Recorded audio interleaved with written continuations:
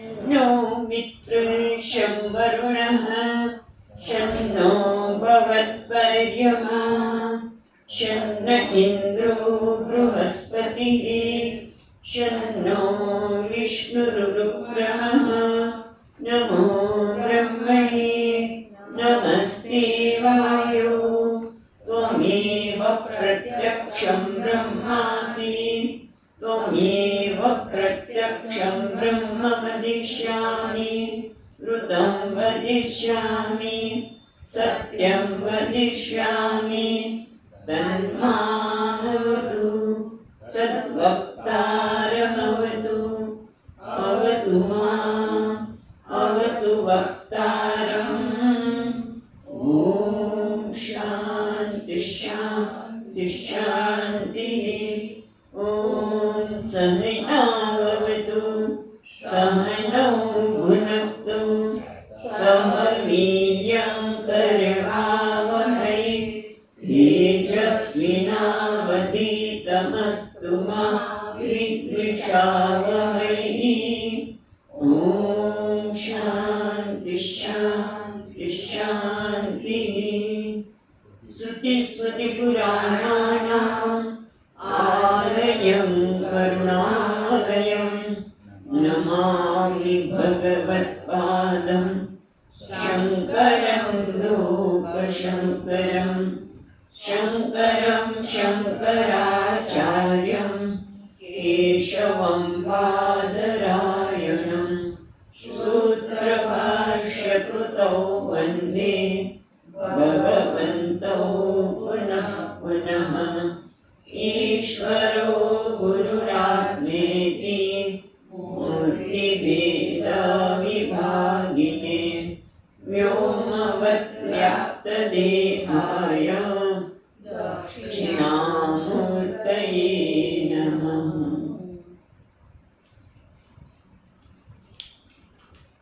श्रीहरिं परमानन्दं उपदेष्टारमीश्वरम् व्यापकं सर्वलोकानां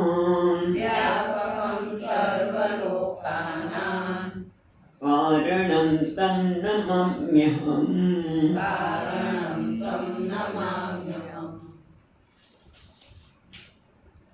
नाहं तेरह श्लोक नाहं भूतगणो देहः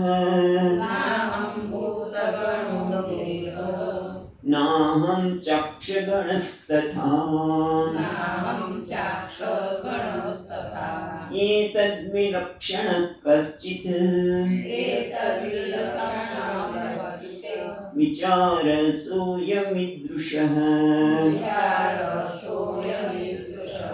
अज्ञानप्रभवं सर्वं ज्ञानेन प्रविलीयते संकल्पो विविधः कर्ता विचारसोऽयमीदृशः।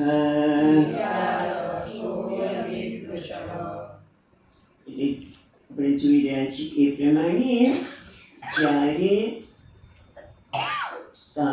સાધન ચતુષ્ટ સંપન્ન એટલે કે અધિકારીત્વ જાગૃત થાય, જ્ઞાનની વિપાસા જાગૃત થાય ત્યારે વિચાર કરવો જોઈએ. કારણ કે જ્ઞાન વિચાર વગર અને પણ શાસ્ત્રના ગમે તે વિચાર નહીં, શાસ્ત્ર સંમત વિચારથી જ જ્ઞાન, યથાર્થ જ્ઞાન કોનું? આત્માનું, જગતનું, ઈશ્વરનું. અને જ્યાં પછી ત્રણ પણ રહેશે નહીં, જ્યારે વિચારશું ત્યારે ત્રણ પણ નહીં રહે. એનો વિચાર કરવો જોઈએ. કઈ રીતે વિચાર કરવો જોઈએ કે જ્ઞાન વગર તો શક્ય, જ્ઞાન વગર, જ્ઞાનથી જ અંધકારનો જેમ દૂર થાય છે એટલે જ્ઞાનની આવશ્યકતા છે. એ વિચાર શાસ્ત્ર સંમત કરવું જોઈએ. પણ કેવી રીતે કરવાનો? કયો વિચાર કરવાનો? તો એક તો કોહમ, હું કોણ છું, ઇદમ કથમ ઇદમ જાતમ, આ બધું કેવી રીતે ક્યાંથી આવ્યું? અને આનું કરતા, જગતનો કરતા કોણ છે? એ એનું ઉપાદાન કારણ શું છે એવો વિચાર કરવો જોઈએ. અને એમાં ગઈકાલે આપણે જોયું એ પ્રમાણે કોહમ, હું કોણ છે? તો તરત કહે છે નાહમ ભૂતગણ.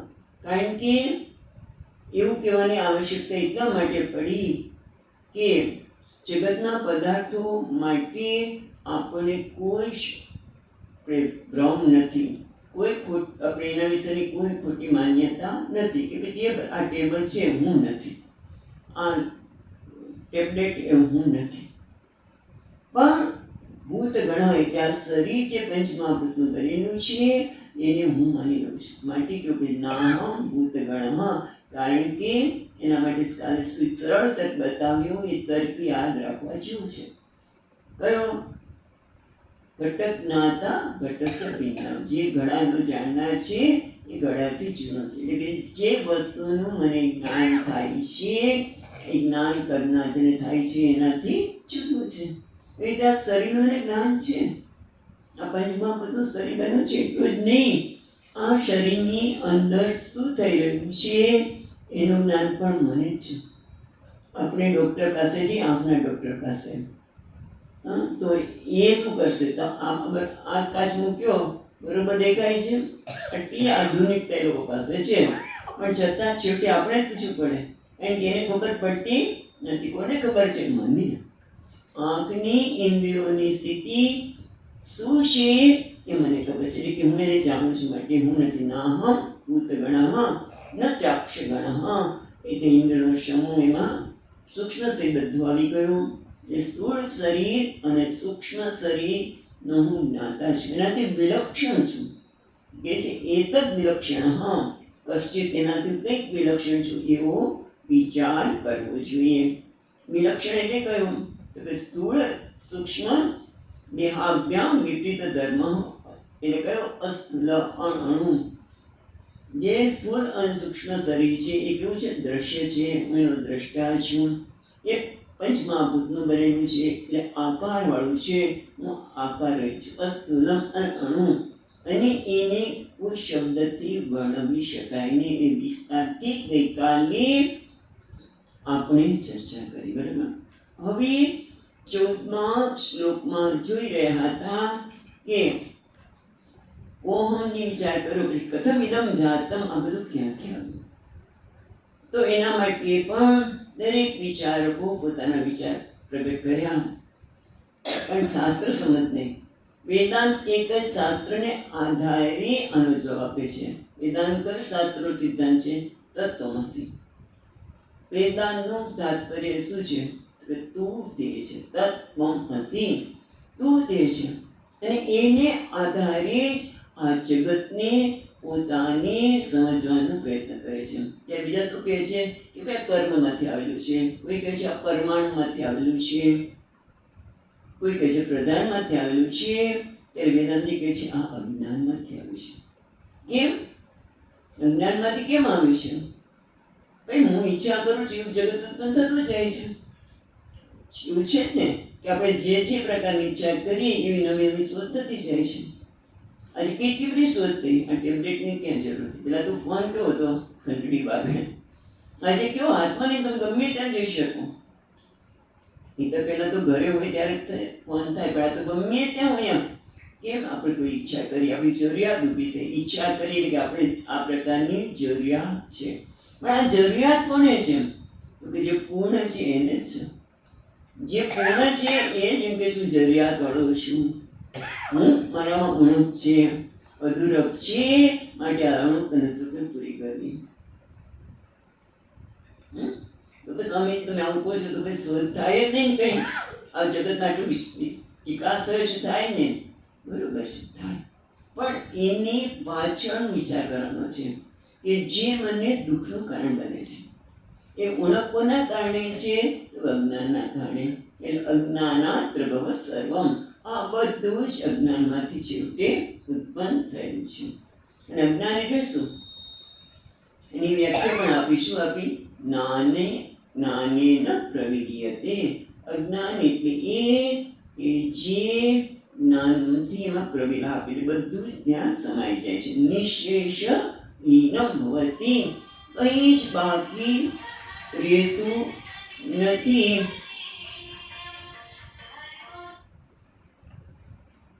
જો આવડતું હોય તો નહીં, જેટને કશો વાંધો નહીં, પણ જો આવડતું હોય તો આપણે મોકલા પર મૂકી દો, એરોપ્લેન મોડ પર તો વાંધો ન આવે. એ ચાલો કશો વાંધો નહીં. ઓમ એટલે કે છે નિશેષ પ્રવિધિ, બધું જ એમાં લીન થાય, એને શું કહેવાય? અજ્ઞાન. પણ પછી કાજુ કહે છે કે વિવિધ નાના પ્રકાર સંકલ્પ, ખરેખર જગત દેખાય તો છે, તમે અજ્ઞાન કહો છો, પણ પછી એનું જરાક વિસ્તારથી કહે છે, કારણ કે શ્રુતિ પણ કહે છે. શું કહે છે?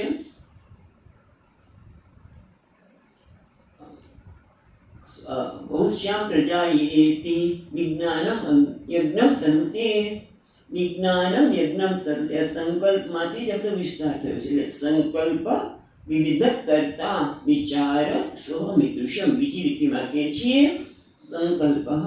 કારણ કે આ જે કંઈ થયેલું છે પાછળ શું સંકલ્પ? જ્ઞાનના કારણે સંકલ્પ થાય છે કે હું આ કરીશ, હું આમ કરીશ અને હું સુખી થઈશ. એટલે ટૂંકમાં સૃષ્ટિનું જે મૂળ કારણ જ્ઞાન છે એ ન સમજીએ ત્યાં સુધી આ બધું જ ઉત્પન્ન થવાનું છે, અને એ જ આપણા દુઃખનું કારણ છે. દુઃખ એ આત્માના યથાર્થ સ્વરૂપને જાણ નથી, માટે સંકલ્પ થાય છે કે હું આ કરી લઈશ, આ કર્મ કરીશ, પુણ્ય પ્રાપ્ત થશે, હું સુખી થઈશ.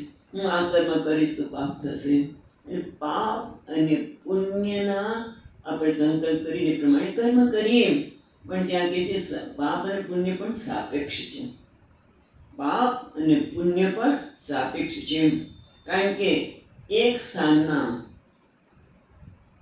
એક સમયે કોઈ વ્યક્તિ વિશેષને આધારે પુણ્ય અને પાપ નક્કી થાય.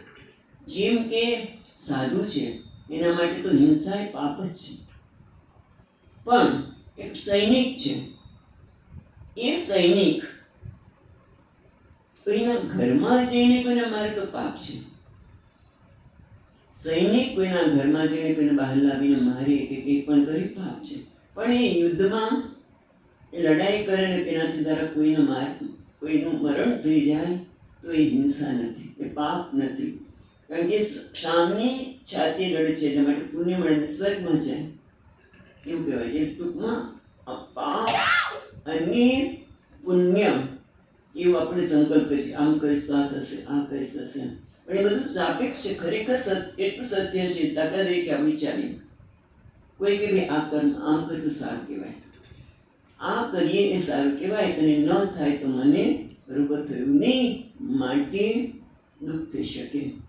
પણ જે બાળક છે, જેના સારું કે ખરાબની ખબર જ નથી, તો એને દુઃખ થવાનું નથી. પણ વસ્તુના યથાર્થ સ્વરૂપને ન જાણીએ તો દુઃખ બધાને થાય. જાણો ને પછી બાળક હોય કે વડીલ, કોઈ પણ યુવાન હોય, બધાને એની અસર થાય. પણ સારું ખરાબમાં તો જે સારું જાણે છે અને નથી થતું માટે દુઃખ થાય છે, બાળકને થતું નથી. પણ જેમ અગ્નિ બાળક જાણે તો નથી તો પણ હાથ નાખે તો બળી જાય, દાજી જાય, અને જે જાણે છે એનો પણ હાથ અડી જાય તો દાજી જાય. એ રીતે આત્માના તત્વને ન જાણીએ તો બધાને દાજવાને દુઃખ થાય છે. એટલે એ પણ અહીંયા યાદ રાખવાનું છે કે અજ્ઞાન એ શું છે? આ બધા જગતનું કારણ શું છે? અજ્ઞાન. એનું ઉપાદાન કારણ કહીએ સંકલ્પ કે વિક્ષેપ, જેમાંથી આ વિવિધ રચના થાય છે. કારણ કે આ બધી મોટર, આ બધું જ જે નવું શોધાય છે એ સંકલ્પના આધારે છે. અને એટલા માટે પણ આ સત્ય છે, આ સંકલ્પને જ્ઞાન છે, એનું પણ ઉપાદાન કારણ કે હોવું જોઈએ, એનો વિચાર કરવો જોઈએ. એટલે પહેલા આ જગત ક્યાંથી આવ્યો? તો કે અજ્ઞાનમાંથી. અજ્ઞાન એનો પ્રભાવ છે, અને જ્ઞાનથી લીન થાય છે, આ સંકલ્પ વિવિધ કરતા છે. હવે આગળ સમજાવે છે 15મા શ્લોકમાં. एतयोरुपादानम् एकं सूक्ष्मं सदव्ययम् यथैव मृत्कटादीनां विचारसोऽयमीदृशः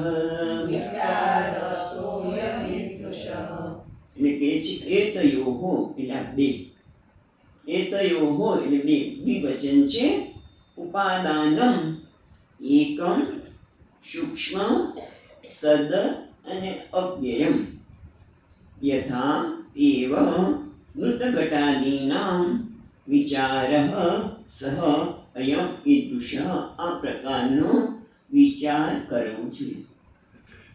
બહુ અઘરો છે આ વિચારીશું ત્યારે ખબર પડશે.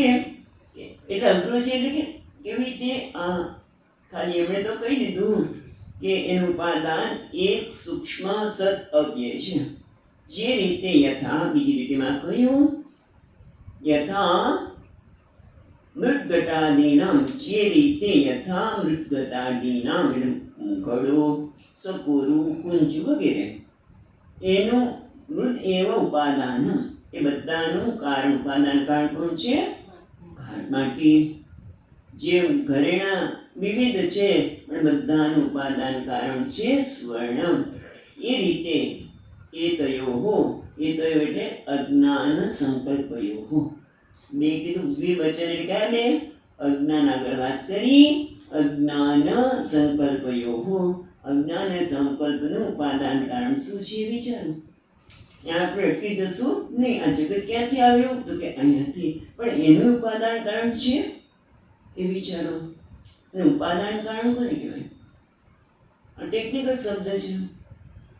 તો એના માટે તૈત્રીય ઉપનિષદ કહે છે. શું કહે છે?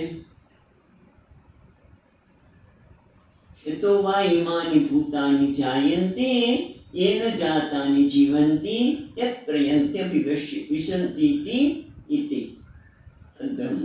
જબરજસ્ત. એટલું આપણે ઉપાદાન કાળની વ્યાખ્યા જોઈએ તો કે એ શું છે? યતો વા ઇમાની ભૂતાની જાયન્તે જેમાંથી આ બધા પ્રાણી માત્રો જન્મ પામે છે, જેમાં એની સ્થિતિ છે અને જેમાં એ લય પામે છે એને ઉપાદાન કારણ કહેવાય. જેમ કે ઘડું.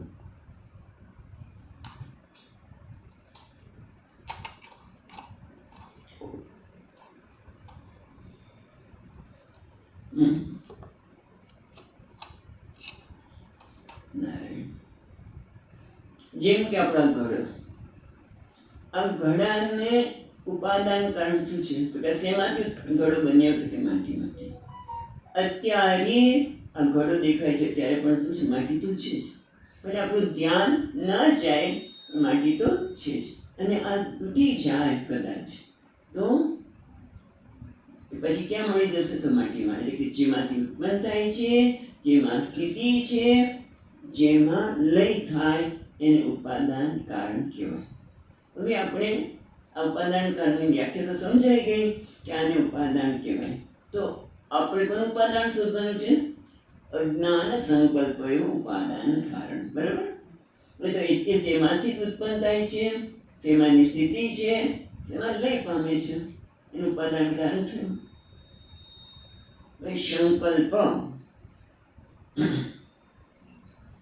સંકલ્પ છે એટલે આપણે સંકલ્પ એમાં પણ બે પ્રકારનો છે. ગ્રહણ, અન્યથા ગ્રહણ અને અગ્રહણ. આ એ પણ માંડુક્ય ઉપનિષદની ભાષા છે. ગ્રહણ જગતના પદાર્થો જોઈએ તેનું ગ્રહણ, અન્યથા ગ્રહણ અને અગ્રહણ. એના માટે આપણે પહેલા પ્રચલિત દ્રષ્ટાંત લઈએ એટલે સ્પષ્ટ થાય. જેમ કે ગ્રહણ, અગ્રહણ અને અન્યથા ગ્રહણ. જેમ કે દોરડામાં દેખાતો સર્પ. દોરડામાં દેખાતો સર્પ જ્યારે મને જ્ઞાન થાય છે કે આ સર્પ નથી, આ દોરડું છે, એટલે ગ્રહણ જેવું છે, યથાર્થ ગ્રહણ જેવું છે એવું જ્ઞાન થયું કે ગ્રહણ. પણ મને જ્યારે સર્પ દેખાય છે ત્યારે એ શું બની ગયું? અન્યથા ગ્રહણ, તો વિપરીત. અને જ્યાં સુધી મનને એ દોરીનું જ્ઞાન જ નથી ત્યારે સુધી અગ્રહણ વસ્તુનું ગ્રહણ થતું નથી. ફરી એકવાર ગ્રહણ અગ્રહણ અન્યથા ગ્રહણ. એમાં સંકલ્પમાં આવે ગ્રહણ અગ્રહણ. એટલે ગ્રહણ જોઈએ તો કે વસ્તુ જેવી છે તે દોરી છે એનું નામ ગ્રહણ. અન્યથા તો વિપરીત એટલે સર્પ. અને દોરીનું જે અજ્ઞાન છે એને કે અગ્રહણ. બરાબર, એટલું જ થઈ ગયું સ્પષ્ટ. ગ્રહણ અગ્રહણ અન્યથા ગ્રહણ. એને આપણા જગતના સંદર્ભમાં વિચારીએ તો જાગ્રત અવસ્થામાં મને જગતનું શું થાય છે? ગ્રહણ. આમ તો વસ્તુ જેવી છે. પછી આપણા સંસ્કારના અંતે બીજું જોઈએ વસ્તુ જુદી છે, પણ આમ સામાન્ય રીતે જોઈએ તો ઇન્દ્રિયો દ્વારા વસ્તુનું ગ્રહણ થાય છે અને યથાર્થ ગ્રહણ. ભાઈ આ ફૂલ છે, હું એને હાથી કેવું નહીં માનું, કોઈ પ્રોબ્લેમ હોય તો, અને એને કશું ગ્રહણ. અને પછી સ્વપ્ન જાગ્રત અવસ્થામાંથી ગયા સ્વપ્ન અવસ્થામાં સૂઈ ગયા અને સ્વપ્ન અવસ્થા શરૂ થયું. અને ત્યાં શું થયું? વસ્તુ છે નહીં, આપણે તો સૂતા જ છીએ, પણ પહોંચી ગયા ઋષિકેશ. ગંગાજીના દર્શન કર્યા, સ્નાન કર્યું, પછી જળ ગંગાજી લઈને ચાલો શિવજીને પણ અર્પણ કરી, અભિષેક કર્યું, બધું કર્યું. વસ્તુ છે નહીં, એને કહેવાય અન્યથા ગ્રહણ. સ્વપ્ન એ અન્યથા ગ્રહણનો દ્રષ્ટાંત છે. અને પછી એકદમ ગાઢ નિંદ્રા આવી ગઈ. ત્યાં શું છે? જગતનું કોઈ ગ્રહણ નથી, અગ્રહણ. ગ્રહણ અગ્રહણ અન્યથા ગ્રહણ. આ બધું ક્યાં છે? આ બધું ક્યાં છે? જે ગ્રહણ થાય છે, અગ્રહણ છે, અન્યથા ગ્રહણ, બધું છે કોણ? મનમાંથી થાય છે. આ મનનું છે ને, મન જ ગ્રહણ, મન જ વસ્તુનું ગ્રહણ કરે છે. અગ્રહણ જ્યારે કશું જ નથી ત્યારે મન પણ સૂઈ ગયું છે સુષુપ્તિમાં, ત્યારે કંઈ રહેતું નથી. પણ એ મનનું પણ ઉપાદાન ક્યાં છે? મન ક્યાંથી આ બધું પ્રાપ્ત કરે છે? તો પછી એ હું છે. આ હું જ જેને હું, એ હું પછી આપણે વિચાર કરીશું કે હુંનો કયો આકાર છે વગેરે. એટલે અત્યારે એટલું જ જોઈએ કે ઉપાદાન કારણ કોણ છે? આ સંકલ્પનું હું છે. પછી અહીંયા કે છે હું કેવો છે? એકમ. શું છે ભાઈ વ્યાખ્યા જો તો? એકમ સૂક્ષ્મ સદ અવ્યયમ. એક ઉપાદાન કારણ, ઉત્પત્તિ સ્થિતિ નાશને આપણે ઉપાદાન કારણ કહીએ, બરાબર? ઉત્પત્તિ સ્થિતિ અને લય જેમાં થાય છે ઉપાદાન કારણ છે. શું છે? એમ એક છે જે હું કહું છું. એ કેવો છે? શાસ્ત્ર કે છે એ હું કેવો છે? સત. સત એકમ સૂક્ષ્મ અને અવ્યય. એટલે આપણે સતને જોઈએ. સત એટલે ત્રણેય કાળમાં જ રહે છે. ભૂતકાળમાં પણ હતું, ભવિષ્યમાં પણ છે અને વર્તમાનમાં પણ છે. એટલે કે ત્રણેય કાળમાં છે. એમાં કોઈ પ્રકારનું પરિવર્તન નથી. આ માટી ઘડો ન બને ત્યારે માટી હતી જ, અત્યારે પણ માટી છે, ઘડો છે ત્યારે, અને પછી પણ માટી. એટલે ત્રણેય કાળ, ત્રણેય વખતે જે રહે છે એને આના સંદર્ભમાં આપણે કહ્યું. એ રીતે આ આત્મા અથવા તો હું એ કેવો છે? સત, જે ત્રણેય કાળમાં રહે છે. એટલે કોઈ પ્રકારનું પરિવર્તન થતું નથી. પણ જગતમાં જે કઈ વસ્તુ જોઈએ છે તો બદલાતી દેખાય છે. ખ્યાલ એવો આપણે ઉપાદાન કાળ સુધી પહોંચ્યા કે આ હું છે, આ સંકલ્પ અને અજ્ઞાન ઉપાદાન કારણ હું છું. પણ એ હું કેવો છે? તો કે સત એકમ અવ્યય. એટલે પછી જોઈએ સત એટલે ખરેખર ત્રણ કાળમાં રહે છે. એટલે કે બ્રહ્મ. સત કહો એને કે પરમાત્મા, બ્રહ્મ કહો એક જ છે. એટલે કે છે સત એટલે કાલત્રય બાધ્યમ બ્રહ્મ એવ ન અન્ય. બ્રહ્મ જ આનું ઉપાદાન કારણ છે. પણ બ્રહ્મ કયું? તો એ ઉપાદાન કારણ છે. તો એ ઉપાદાન કારણમાં તો બ્રહ્મમાં તો કોઈ પરિવર્તન છે ને, કારણ અવ્યય માં કોઈ પ્રકારનું પરિવર્તન નથી, અવ્યય. તો પછી એ ઉપાદાન કારણ કેવી રીતે કહેવાય? ગડબડ થઈ જાય. પછી આપણે સાથે બેસીને આ પ્રકારનો વિચાર કર્યા છે. તો પછી કંઈક ઉપાદાન કારણ જેને કહીએ છીએ બે પ્રકારના હોવા જોઈએ. તો એક ઉપાદાન કારણ છે ને વિવર્ત ઉપાદાન કારણ કહેવામાં આવે. અને બીજું છે પરિણામી ઉપાદાન કારણ.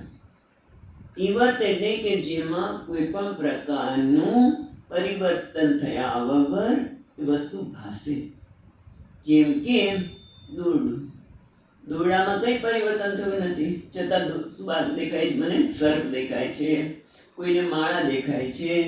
કોઈ પણ પરિવર્તન વગર દોરડામાં આ સર્પ, માળા વગેરે દેખાય. એને વિવર્ત ઉપાદાન કારણ કહેવામાં આવે. તો આ જગતમાં બ્રહ્મ છે એ કેવું છે? વિવર્ત ઉપાદાન કારણ. બ્રહ્મ જ આ રૂપે ભાસી રહ્યો છે. સ્વીકારાતું નથી મહારાજ. આ જગત વિવર્ત ઉપાદાન કારણ છે, એટલે આ બધું ભાસી રહ્યું છે, સાચું નથી. કેવી રીતે વાત કરો છો?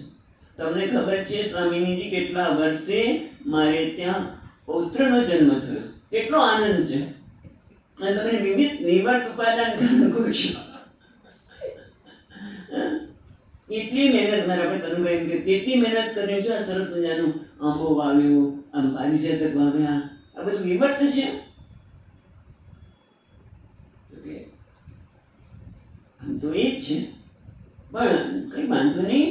જ્યાં સુધી સ્વીકારાતું ન હોય ત્યારે શાસ્ત્ર આપણે કહે છે પરિણામી ઉપાદાન કારણ.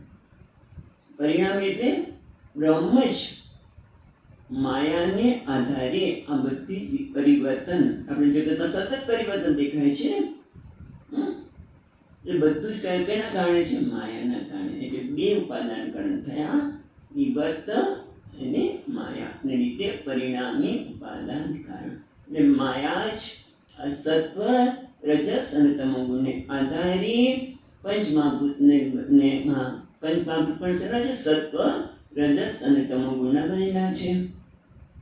એટલે પાછું ઉપનિષદ પણ કહે છે એ તસ્માદ આકાશા જાયતે. તો ઉપનિષદ સત્યમ જ્ઞાનમ અનંતમ બ્રહ્મ, અને એમાંથી જ આકાશ, વાયુ, અગ્નિ, પૃથ્વી છે. એમાં એ પણ સત્વ, રજસ, તમોગુણના બનેલા છે, એમાંથી બધો વિસ્તાર થયેલો છે.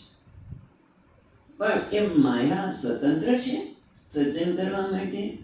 ભલે આપણે એને ઉપાદાન કારણ કહીએ, પણ માયા કે સ્વતંત્ર નથી. કેમ? કારણ કે માયા પણ જે શક્તિ પ્રાપ્ત કરે છે, કોની શક્તિ છે? બ્રહ્મની જ.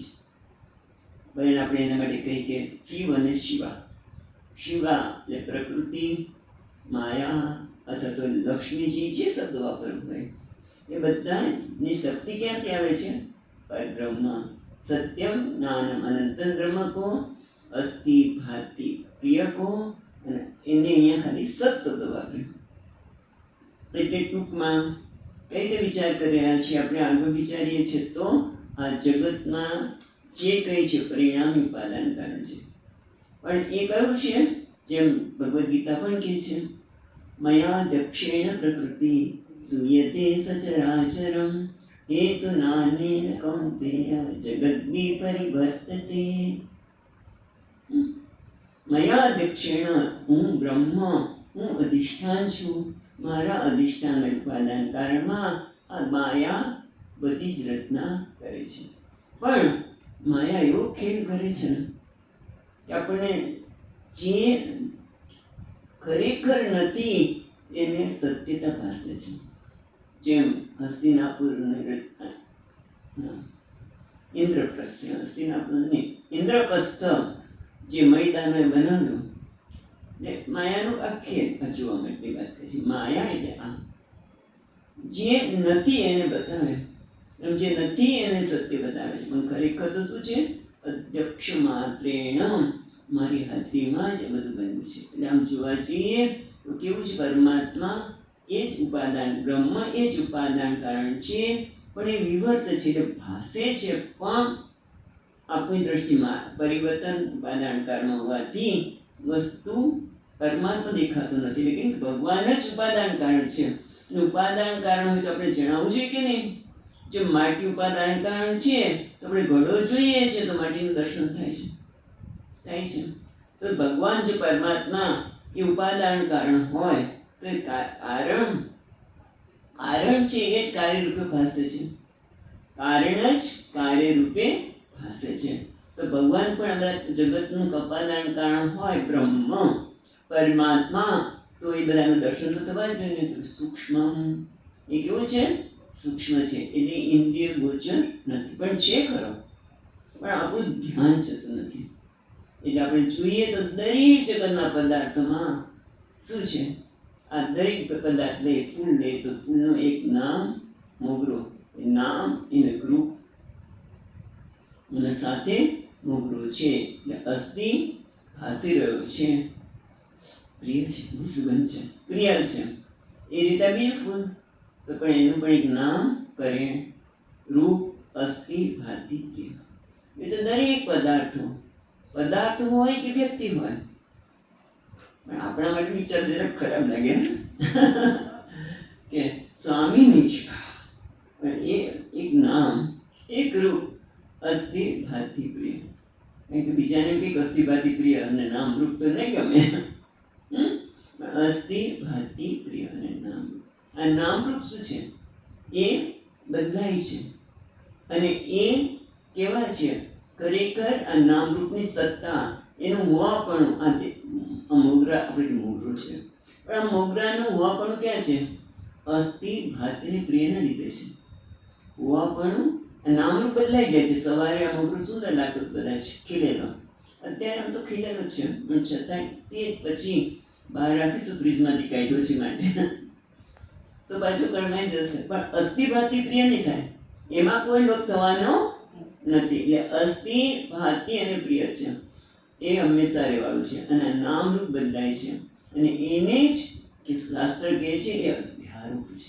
આ બધા જ નામરૂપ, એટલે જેને હું કહું છું, નાહમ ભૂત ગણ ના ચક્ષ ગણ, હા, જેને હું કહું છું. કારણ કે આપણે માન્યતા છે કે આ શરીરે હું છું, આ મન ઇન્દ્રિય હું છું, પણ એ કેવા છે? અધ્યારૂપી છે. એ નામરૂપ છે, એ અધ્યારૂપી છે. જેમ આ મોગરો કયો, એ મોગરામાં નામ અને રૂપ એ અસ્થિ ભાતિ પર અધ્યારૂપી છે. એટલે ટૂંકમાં આ બધું કેવું છે? અધ્યારોપિત છે. એટલે કે શું છે? કાર્ય બધું કેવું છે? અધ્યારોપ છે. તો પછી સત્ય શું છે? અસ્થિ ભાતિ પ્રિય. કાર્ય એ અધ્યારોપી છે, એટલે કે મિથ્યા છે, અને આ બધું સત્ય શું છે? તો કે અસ્થિ ભાતિ પ્રિય. એટલે અહીંયા કે છે કે યાવત જ્ઞાન ઉદયમ રજ્જુ સર્પાદિવતમ, જ્યાં સુધી દોરડામાં સર્પ વગર દેખાય છે ત્યાં સુધી શું થાય છે? ભય સંસાર ભય વ્યવહાર. ત્યાં સુધી જ્યાં સુધી દોરડામાં સર્પ છે, એમાં દોરડું છે, જ્ઞાન ન થાય ત્યાં સુધી ડર લાગવાનો, પોતાનું રક્ષણ કરવાની ચિંતા થવાની. એ રીતે જ્યાં સુધી મને આ જગત કેવું છે? નામરૂપાત્મક જગત એ અધ્યારોપિત છે, આરોપિત છે, અધ્યાસ છે, એટલે સત્ય નથી. એ જ્યાં સુધી નહીં સમજાય ત્યાં સુધી સંઘર્ષ રહેવાનો છે. અને આ મારાથી જુદું, પેલો મારાથી જુદું, આ સારા, આ ખરાબ, માટે આની સાથે સંબંધ રાખવું, આની સાથે સંબંધ નહીં રાખવું, એમાં જ આપણી જિંદગી પૂરી થઈ જાય. કારણ કે મારાથી આ નામરૂપી સત્ય છે, અધ્યારૂપી છે, ખબર નથી. સત્ય છે લાગી એટલા માટે આ સારું છે, આ મારાથી જુદું, આ મારાથી જુદું. શરીર નાહમ ભૂતગણ, હા, આ શરીરમાં વિવિધતા છે, પણ નામરૂપમાં વિવિધતા છે, પણ સત્ય આપણે અસ્થિ ભાતિ તો એક જ છે. એકમ એતયોઃ ઉપાદાનમ એકમ સૂક્ષ્મમ સત અવ્યયમ. એટલે આ બધું જગત છે એનું ઉપાદાન કોણ છે? અવ્યય સત, એટલે કે અસ્થિ ભાતિ પ્રિય. અને આ જગતમાં દેખાય છે એ મિથ્યા છે. એ જ અજ્ઞાન કો એ સંકલ્પ. સંકલ્પ કો અજ્ઞાનના કારણે જ સંકલ્પ થયા, સંકલ્પના કારણે બધા કાર્ય થયા, અને એના આધારે જગત બધું બન્યું. સોયમ સો કામયત બહુ સામ પ્રજા એથી. ભગવાને સંકલ્પ કરવો પડે. સો કામયત, ભગવાને પણ સંકલ્પ કર્યો. નિષેધ કહે છે કેમ? આ બધા જીવોના સંકલ્પ ભેગા થયા. ભાઈ અમારે આ ભોગવવાનું બાકી છે, અમારે પેલું ભોગવવાનું બાકી છે. ભગવાન કે ચાલો ભોગવવા માટે મારે આ જગતની રચના કરવી પડશે. પણ એ કેવું બહુશ્યામ પ્રજાયતે, એ જ અનેક રૂપે ભાસી રહ્યો છે. એક જ્ઞાન થઈ જાય તો પછી કઈ રહેતું નથી. જ્યાં સુધી જ્ઞાન ન થાય, એટલે કે છે જ્યાં સુધી એ જ્ઞાન ન થાય ત્યાં સુધી આમ સંસારમાં ભય, સુખ, દુઃખ આ બધો જ વ્યવહાર રહેવાનો છે. પણ થાય છે શું કે આપણું ધ્યાન એ નામ રૂપમાં એટલું બધું અટવાયેલું છે કે નામ રૂપનું જે અધિષ્ઠાન છે અસ્થિ ભાતિ પ્રિય, એ અસ્થિ ભાતિ પ્રિય ક્યાં છે? પછી અહીંયા નથી. અસ્થિ ભાતિ જેને કહે છે, અસ્થિ છે, ભાસે છે અને પ્રિય છે. એ ખરેખર તો અસ્મિ પામી, હું છું, પણ એ પણ ખ્યાલ નથી. કારણ કે અસ્થિ ખરેખર તો અસ્મિ છે. એ સ્ટેપ પણ જ્યારે શાસ્ત્ર આપણને બતાવે ત્યારે પણ મહત્વનું એ છે કે જેમ આપણા ઘડાનો સાથે વ્યવહાર કરીએ છીએ ત્યારે આપણે માટી તરફ ધ્યાન જાય છે? નથી જતું. વ્યવહાર કરીએ છીએ, સુવર્ણ સાથે વ્યવહાર કરીએ, ત્યાં અલંકાર સાથે વ્યવહાર કરીએ છીએ, સુવર્ણ સાથે વ્યવહાર નથી કરતા. માટે ઘડીકમાં આનંદ થાય કે વાહ, મને તો એટલું બધું સરસ હાર આપ્યો. એટલે તારા દેરાણીને જ આપ્યો, જેઠાણીને નથી કે હા હું તો ફાવી ગયો, મને કેવો સરસ હાર મળ્યો. મને કોઈને કહેતા નથી ભાઈ, જેઠાણી દેરાણી આવી ગયા, કોઈ વ્યક્તિ નથી, એની વાત નથી થતી અહીંયા, પણ મને એટલો હાર મળી ગયો. એમ તે કરે રે, મને આવું આપ્યું, પણ બંનેને સમાન તોલા આપ્યા, બંનેને 100 તોલા જ આપ્યા છે. મારે સમજી ગયો, દૃષ્ટાંત બધું વધારે જ આપ્યું ને, બંનેને 100 તોલા આપ્યું છે ભાઈ, પણ આકારમાં ધ્યાન છે. હું ફાવી ગયા, મને ફાવ્યા નહીં, પણ સ્વર્ણ તરફ ધ્યાન છે. એને કોઈ સુખ કે દુઃખ નથી થતું. હું છેતરાઈ ગઈ, મારી સાથે અન્યાય થયો, એ થાય જાય નહીં. એ રીતે આ જગતમાં પણ આપણે જે કંઈ જોઈએ છે, આ ક્યારે જોઈ શકાય? પ્રકાશ હોય ત્યારે. અંધકાર હોય, દાખલા તરીકે અમે કંઈ દેખાય નહીં, અંધકાર અંદર આવી ગયો, વસ્તુ દેખાય નહીં, પણ આપણે એની નોંધ લેતા નથી. પણ આ પ્રકાશ પણ કોના આધારે છે? તો કે અસ્થિ ભાતિ પ્રિય. આ જ ઉપાદાન કારણ છે. અને નામ અને રૂપ છે એ અધ્યારૂપી છે. બસ જો આ સમજાઈ જાય કે આ બધું અસ્થિ ભાતિને પ્રિય છે, આ બધું નામ રૂપ અધ્યારૂપી છે, એ મિથ્યા છે, સત્ય નથી. તો સત્ય શું છે? અસ્થિ ભાતિ પ્રિય અથવા તો પ્રેમ. બધે જ એ મુરલી મનોહર પ્રિય કહો, એને મધુરતા કહો, એને સૌંદર્ય કહો, જે શબ્દ આપો એ આપો, બધે જ એ પ્રેમના દર્શન થાય, બધે જ એ માધુરીના દર્શન થાય. એ જ કૃષ્ણ એ મધુરતા રૂપે અહીંયા બધે જ ભાસી રહ્યો છે. આનું ઉપાદાન કોણ છે? તો કે આ જ બધા રૂપે અસ્થિ ભાતિ પ્રિય જ ભાસી રહ્યો છે. એ જ મધુરતા, એ જ સૌંદર્ય, એ જ આનંદ. એ ફૂલને જોઈને કે હા, આ આનંદ આ રૂપે પ્રગટ્યો છે. પણ એના માટે આ પ્રકારે વિચાર કર્યો હોય ત્યારે આ બધું ક્યાંથી આવ્યું? મને જે દેખાય છે એના માટે મન થોડું શાંત હોય, એના માટે આગળ કહ્યું એ પ્રમાણે વૈરાગ્ય હોય તો. બરોબર ને? વૈરાગ્ય હોય તો શક્ય બને ને. વસ્તુને હું જેવી જોઈ શકું. વૈરાગ્ય એટલે શું? રાગ અને દ્વેષનો ભાવ. વૈરાગ્ય વિરાગસ્ય ભાવ વૈરાગ્ય. જેમાં કોઈ પણ રાગ કે દ્વેષ નથી, તો અસ્થિપાતિ અને પ્રિયના દર્શન થાય, તો જ એ ભગવાનના દર્શન થાય. એટલે અધિકારી તો હોય તો આ પ્રકાર વિચાર કરીએ તો આપણને બધામાં એ આનંદનું પ્રાગટ્ય દેખાય. એટલે કવિએ કેમ ને, જ્યાં જ્યાં નજર મારી ઠરે, આ દેહ ભરી છે આપની, એને બધામાં એ આનંદના, એ પરમાત્માના, એ પ્રેમના દર્શન થાય. પછી ગમે તે વ્યવહાર હોય ને, એ તો આપણે વ્યવહાર જ અસર કરી જાય છે. આને માન આપ્યું અને અપમાન કર્યું અને પછી વર્ષો સુધી ભૂલાય નહીં. કારણ કે એ અસ્થિ ભાતિ પ્રિય એ જ આ પ્રક્રિયા છે. માન રૂપે પણ એ, અપમાન રૂપે પણ એ છે. આ એની જ લીલા છે. એ જ અત્યારે મારી સાથે વ્યવહાર કરીને મને જાણે કે દુઃખી કર્યો, જાણે કે દુઃખી કર્યો છે. હું એની લીલાને સમજી દઈશ તો હું છેતરાઈશ નહીં. જેમ પેલા નરભિરામની વાત આવે છે ને કે પેલો કૂતરો રોટલી લઈ જાય છે તો કહે છે, અરે મારા ઠાકોરજી તમે સૂકી રોટલી કેમ ખાઓ છો?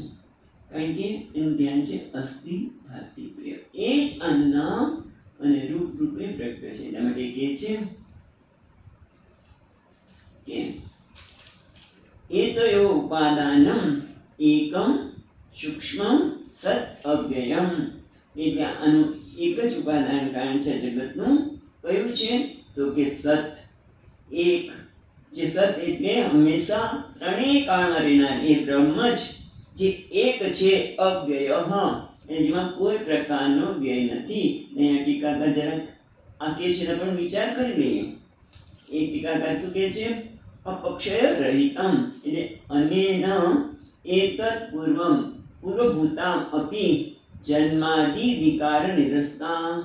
એના લીધે અવ્યય કહીને જન્મ પછી બધા ષડ વિકાર અસ્તિ જાયતે વર્ધતે વિપરિણમતે. એટલે શરીરમાં જે વિકાર થાય છે પણ શરીરના છે, આત્માના માટે ષડ ભાવ વિકાર રહિતમ. અને એકમ એટલે સજાતીય વિજાતીય ભેદ શૂન્ય. કારણ કે ભેદ હોય ત્યાં જ ભય લાગે, ભેદ હોય ત્યાં જ ભય પણ લાગે,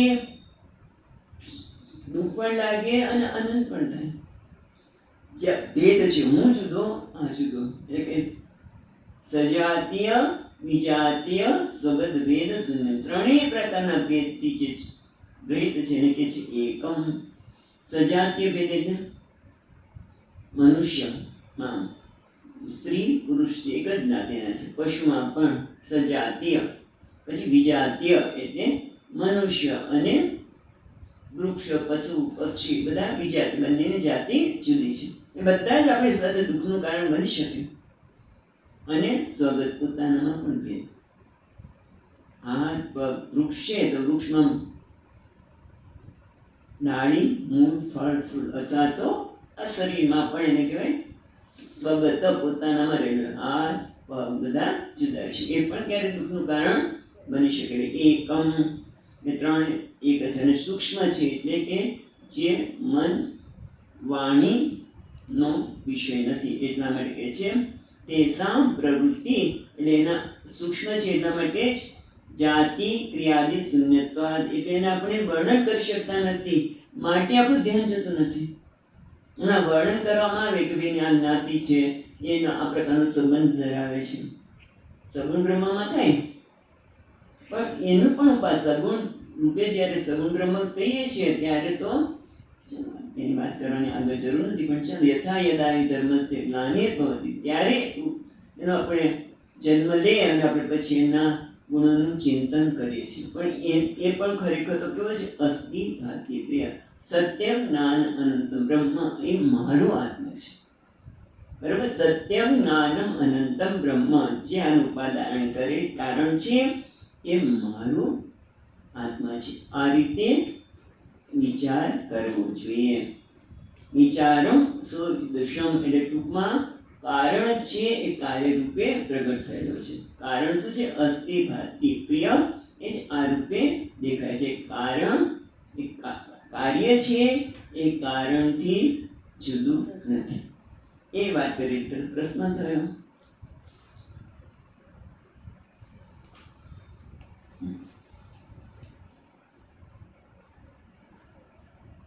यदि कार्य कारण भेद वाचारंभण मात्रम तथापि जीव ब्रह्मणो भेद वास्तव स्यात् इति आशंक्य आह. સારું, તમે કહો છો કે કારણ અને કાર્ય, કારણ જ કાર્ય રૂપે પ્રગટ થાય છે. માટે આ ઘડો શું છે? તો કે ઘડો તમે કોને કહેશો?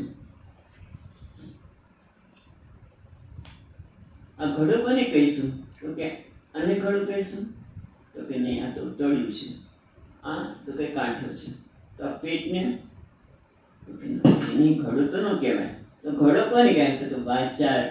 નિષદ કહે છે વાચારંભણમ વિકારો નામધેયમ મૃત્તિકા એવ સત્યમ. ખરેખર સત્ય તો મૃત્તિકા છે. આ તો ખાલી વાક આગમન છે. એટલે ખરેખર કાર્ય અને કારણ, તમે કારણ જ કાર્ય રૂપે પ્રગટ થાય છે. પણ આ કારણ તો આ ચાર મૂળ વિકારોને આમ કે એ તો મિથ્યા છે, એ અમે સમજીએ છીએ. જગતના પદાર્થોના સંદર્ભમાં કોણ તો સ્વીકાર્ય છે, પણ હું જીવ છું અને બ્રહ્મ, એમાં તો ભેદ વાસ્તવ છે જ. કારણ કે જીવ કોઈ દિવસ બ્રહ્મ બની શકે એવું બોલાય નહીં. હા, પાપ લાગે એવું કહેવામાં આવે આપણને કે જીવ અને બ્રહ્મ છે એ વાસ્તવ નથી. પાપ લાગે કેનારે ક્યાંથી કહેતો હોય છે એને ખબર નથી. જ્યારે શાસ્ત્ર જીવ અને બ્રહ્મ એક છે એ કયા દ્રષ્ટિકોણથી કે છે એ સમજાય તેમ તો એમને કહેવાની જરૂર ન પડે કે પાપ લાગે. પણ સામાન્ય આપણે માનીએ છીએ કે જીવ અને બ્રહ્મ તો ભેદ, એનો ભેદ તો સાચો જ છે ને. ક્યાં રાજા ભેદ, ક્યાં રાજા ભોજ અને ક્યાં ગાંગોત્રી. જીવ તો કેટલો અલ્પ છે, અલ્પ શક્તિમાં ગમે તેટલું કરીએ, ગમે તેની શક્તિ પ્રાપ્ત કરીએ તો શક્તિ કેટલી આપી, અલ્પજ્ઞ ગમે તેનું જ્ઞાન પ્રાપ્ત કર્યું હોય આપણે થઈ કારણ કે ઉજ્જડ ગામમાં એરંડો બધા એટલે આપણને હા હા મને તો કેટલું બધું આવડે છે, પણ કોઈ બીજા મળે ત્યારે ખબર પડે કે આપણે ક્યાં છે. એટલે કેવું કેટલી અલ્પતા, અલ્પ જ્ઞાન, અલ્પ શક્તિ. શક્તિ કેટલી, અમુક વસ્તુ તમારાથી થાય નહીં. સ્વામી બહુ આ વજન ઉપાડ્યું ને કમર થકી બસ એટલી જ વાત. થોડુંક વજન ઉપાડ્યું એટલે આપણી શક્તિ જતી રહે, શરીર બીજે દિવસે કામ આપે નહીં. અને બ્રહ્મ તો કોણ? પરમાત્મા. એ તો તેની આંગળી ગોવર્ધન ઉપાડી શકે, આપણે તો ઉપાડી શકીએ. કારણ કે લોકો આજકાલ આવું પડે સંકલ્પ શક્તિ વધારવા માટે આવા બધા પ્રયોગ બધા કેટલું બધું ચાલે. તમે આ કરીને તમે પરમ સુખી થઈ જાઓ, બધા સુખના માર્ગ બતાવે આવા, પણ બીજા લેવા જાય ને ત્યારે ખબર પડે ભેટ જતી છે. કારણ કે ન થઈ શકે કે હું તો પછી ભેદ તો વાસ્તવિક જ છે ને. તો એના સંદર્ભમાં કહે છે કે અસંખ્ય આહ, જ્યારે હું એમ કહું છું હું તો જીવ છું અને બ્રહ્મ તો બ્રહ્મ છે, એનો ભેદ તો વાસ્તવ જ છે, તો હું કેવી રીતે એ પૂર્ણ હોઈ શકું, હું બ્રહ્મ કેવી રીતે હોઈ શકું? એટલા માટે આ પ્રકારનો વિચાર કરવો જોઈએ. એ આપણને 16મા શ્લોકમાં કહે છે. અહમેકોપી સૂક્ષ્મશ્ચ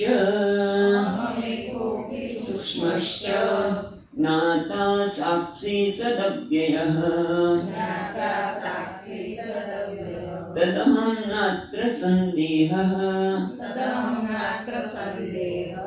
વિચારો સોયમીદૃશઃ.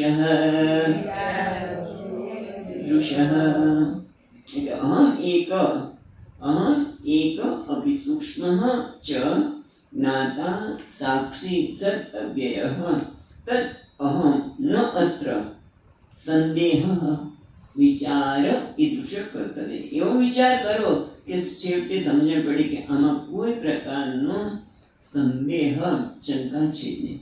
ન અત્ર સંદેહ, અહીંયા કોઈ શંકા કરવાની આવશ્યકતા નથી. તદ અહમ, હું આ છું. તદ અહમ, તે હું છું. એટલે શું છું? તો કે અત્ર યતઃ ઇત્યદ્યારઃ તથા ચ અયમ અર્થ યત અહમ પ્રત્યયઃ વેદ્ય અપી એકઃ સજાત્યાદિ ભેદ શૂન્યઃ. ચાલો પેલા એકનો જ વિચાર કરીએ. તો પેલા કહે છે અહમ એકઃ અપી સૂક્ષ્મશ્ચ જ્ઞાતા સાક્ષી સદ અવ્યયઃ. હું કોણ છું? કેમ હું કોણ છું એટલે શું? હું કોણ છું? મનુષ્ય છું. પછી આગળ કહીએ હું સ્ત્રી છું, હું પુરુષ છું, હું વિદ્વાન છું, હું ધનવાન છું, હું આ સત્તા પર આરૂઢ છું. ઓકે, હું સ્ત્રી છું, હું પુરુષ છું, હું ધનવાન છું, હું સત્તાવાન છું. અને તમે મચ્છરને પૂછો તો કે હું મચ્છર છું. જો એને મનુષ્યની ભાષા હોય તો એ કદાચ જુદો અર્થ કરે હું મચ્છર છું, પણ છે તો હું મચ્છર છું. ગાયને પૂછો તો હું ગાય છું, હું ભેંસ છું. દરેક છે અને બધાને પૂછે તો હું આ છું. ટેબલને પૂછો તો એ પણ સ્વામીજી હંમેશા સત્ય અમુક કે એને મનુષ્યનું મન હોય, બોલવાની વાચા હોય તો એ પણ બોલી શકતો હોય કે હું ટેબલ છું. એટલે હું ટેબલ છું, હું ફૂલ છું, હું ગાય છું, હું કીડી છું, મચ્છર છું, બધામાં હું છું એક સામાન્ય છે. બરાબર, દરેક એમ કહે છે હું છું, મચ્છર છું, મનુષ્ય છું, સ્ત્રી છું, પુરુષ છું. બરાબર, પણ એ હું છું બીજું બધું બદલાય છે, પણ જે હું છે એ બદલાતું નથી. હા, કઈ વાંધો નહીં, હવે પૂરું થઈ ગયું. હું છે એ બદલાતું નથી. બરોબર છે, સ્થાને છે. હું છે એ બદલાતું નથી. બરાબર, હું એ હું શું છે? એ હું છે બદલાતું નથી. એ હુંનો શું આકાર છે? એની કેટલી ઊંચાઈ છે? એનું કેટલું વજન છે? મચ્છર કહી તો એને તરત હું મચ્છર છું એમ કહીશું તો એનો એક આકાર, એનો એક આકાર દેખાશે. હું સ્ત્રી છું, હું પુરુષ છું, હું જે છું એમ કહીએ છીએ તો એક આકાર. પણ હું છું એનો શું આકાર છે? કોઈ નહીં. એ હું છું એ જાણું છું કે નહીં? તો કે હા. એટલે ચેતન પણ છે. હું છું, ચેતન છું, અને મને પ્રિય છું. સૌથી વધુ પ્રેમ હુંને જ કરી છે આપણે, બીજા કોઈને નહીં. એટલે કે અસ્થિ ભાતિ પ્રિય. એને કોઈ આકાર નથી. હુંને કોઈ પ્રેમ એ પ્રકારનો વિચાર કરવા માટે આપણે તૈયાર હોવા છે. ફરી એકવાર એ જ કહેવું પડે કે એ પ્રકારનું વૈરાગ્ય હોય છે, તો જ આપણે આગળ વિચાર કરી શકીએ કે હું એટલે આ પ્રકારની સરળતા. બસ હું છું, બસ હું છું એમ જ બનાવવાનું છે. હું કેવો છું, ક્યાં છું, એ બધું જ જ્યારે આપણામાંથી છૂટી જાય અને હું છું ત્યારે જ જાણી શકીએ કે હું કેવો છે. એકમ સૂક્ષ્મશ્ચ જ્ઞાતા સાક્ષી સદ અવ્યયઃ તદહમ ન અત્ર સંદેહઃ. એટલે કે છે યતઃ અહમ પ્રત્યય, જે અહમ હું કે છે કેવો છે? એક છે, સજાતીય, વિજાતીય અને સ્વગત ભેદથી જુદો છે. ચાલો આપણે પૂરું કરી બધાને પછી આપણે હવે વિચાર કરીશું. ઓમ પૂર્ણમદઃ પૂર્ણમિદં પૂર્ણાત પૂર્ણમુદચ્યતે પૂર્ણસ્ય પૂર્ણમાદાય પૂર્ણમેવાવશિષ્યતે. ઓમ શાંતિ શાંતિ શાંતિ. શંકરં શંકરાચાર્યં કેશવં બાદરાયણં સૂત્રભાષ્યકૃતૌ વંદે ભગવन्तૌ પુનઃ પુનઃ. ઈશ્વરો ગુરુરાત્મેતિ મૂર્તિભેદ વિભાગિને વ્યોમવત્યાપ્તદેહાય દક્ષિણામૂર્તયે નમઃ. ઓમ શાંતિ શાંતિ શાંતિ. હરિ ઓમ. શ્રી ગુરુભ્યો નમઃ. હરિ ઓમ.